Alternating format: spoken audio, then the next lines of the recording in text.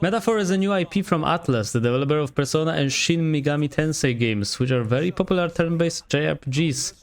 I don't know if the marketing for Metaphor failed or what happened, but not many people are talking about this game. It's strange considering the success of Persona 5 or Persona 3 Reload, but it's coming out very soon, and they have a demo available, which I think should be a standard practice in video games at this point, because they offer a perfect opportunity to try a game out before buying it. Please bring demos back, they're just great. Also, this demo isn't a quick 15-minute segment or anything. If you want, you can sink more hours into this demo than in some full games releasing today. So that's cool and all, but should you go ahead and buy the full game, which will likely require you to invest even more time than a full-time job? Well, from most of the videos I've seen about the demo, people are completely praising Metaphor. But most of them are big Persona fans. Me, on the other hand, I played through Persona 5, but I wouldn't say it's the best game I've ever played. I really like the story, characters and style, but I'm not a fan of some of its shortcomings. Like how cheesy and corny it gets with its themes, the huge amount of bloated dialogue, and how combat loop becomes very dull and repetitive after so many hours. That's the main reason I didn't pick up Persona 3 Reload or played through Persona 4.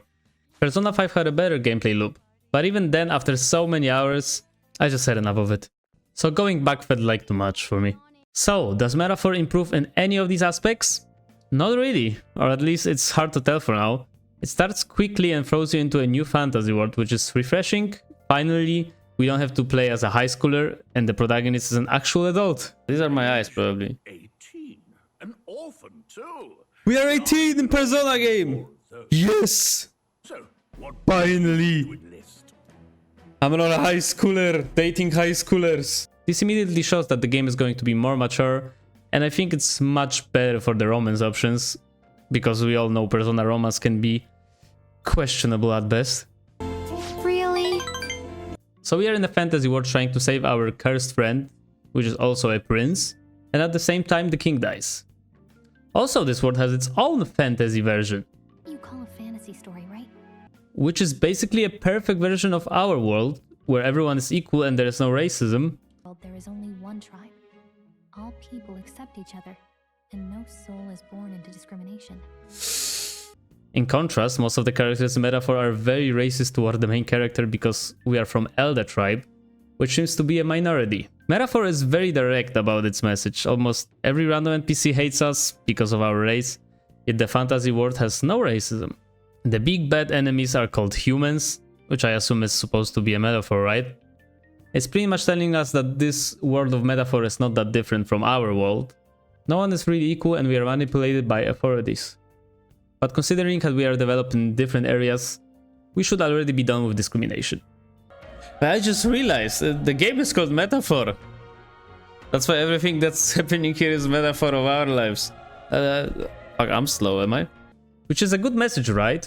But I just wish it was a bit more subtle with its messaging. And I'd love to learn more about this fantasy setting than just to be reminded every second that humans suck. Which I am aware of. As you can see, the game's graphical fidelity isn't anything special, which is normal for a Persona game. But it feels a bit odd because the UI is beautiful, the drawn characters look amazing and the anime cutscenes are gorgeous. But it doesn't fit together perfectly. One moment we have an incredible anime scene. Oh shit!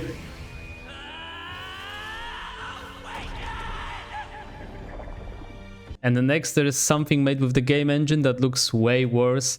And it just gets you a little out of the experience, I would say. I think they could have made it look more consistent with the rest of the designs, but maybe I'm being nitpicky.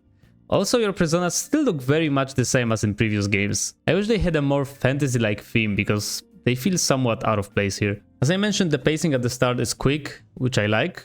But after a bit you are back to the typical Persona-like day-to-day cycle. What's new in combat? Well, now you can kill smaller enemies easily without going into turn-based battles. And there are some attacks that you can combine with your team, but other than that, it's pretty much the same as Persona 5, with only a few small additions. In my opinion, instead of skipping some fights, they should have focused on improving the combat system overall. I know these games are huge, and there are probably a lot of new things coming, but from what I've seen in the first, 6 hours, it's pretty much the same old stuff. Okay, I've just realized I've only been complaining, but all the good things about Persona are still here.